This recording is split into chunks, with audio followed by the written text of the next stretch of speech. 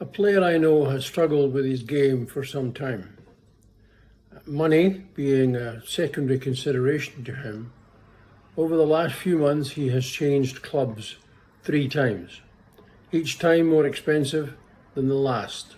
And in each case, the improvements in his game have been modest and short-lived. It reminded me of the Buddhist teaching of the bowl maker. In his work, the bowl maker produced many bowls of fantastic quality. He experimented with different clays, different shapes, different paints, different glazes and decorations, and his reputation spread far and wide.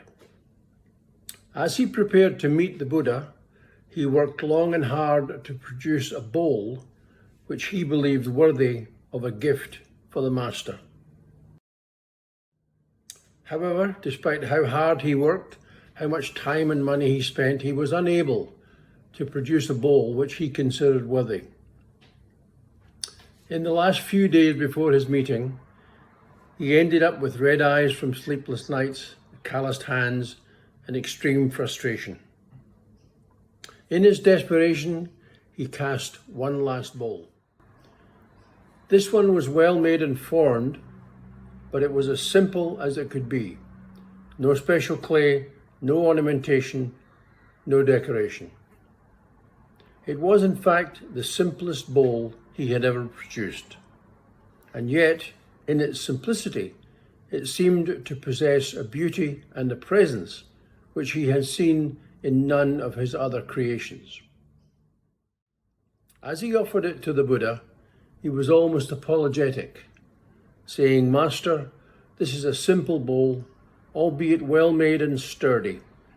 I worked for weeks to create something that I felt would be worthy of a gift for you, but nothing I made satisfied me until I stopped trying so hard.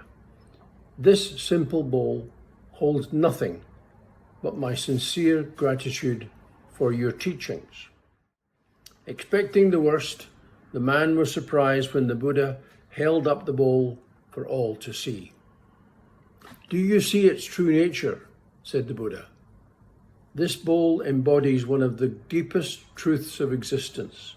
Its true value lies not in what it contains, but in its capacity to contain. A bowl's true value lies in its emptiness. Does its plain exterior, its lack of decoration, or its shape make it any less magnificent?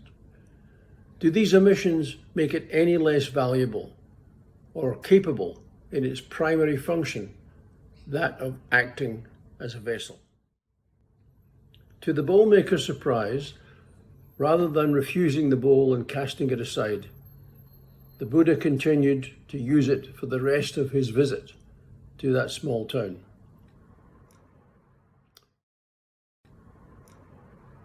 What the bowl maker had done, perhaps without actually realizing it, was to focus on the function of the bowl, making it strong enough and big enough to hold water or tea or rice, making it effectively simple as well as simply effective.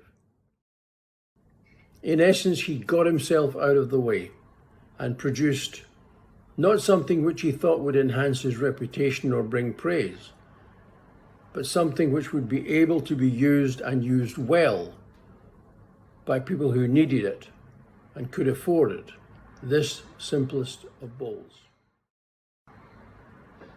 In the hands of a person who was in need of a drink of water, would this simple bowl not be equally valuable as one of the bowl maker's legendary, ornate and well-crafted bowls?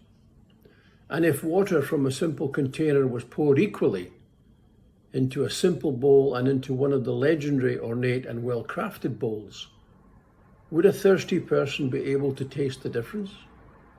Or would a thirsty person be likely to refuse to drink water from the simple bowl? In the hands of the player that I know is a simple yet effective golf club, not as useful and therefore as valuable at that moment as one of the legendary, ornate, and more expensive golf clubs for which some manufacturers are well known.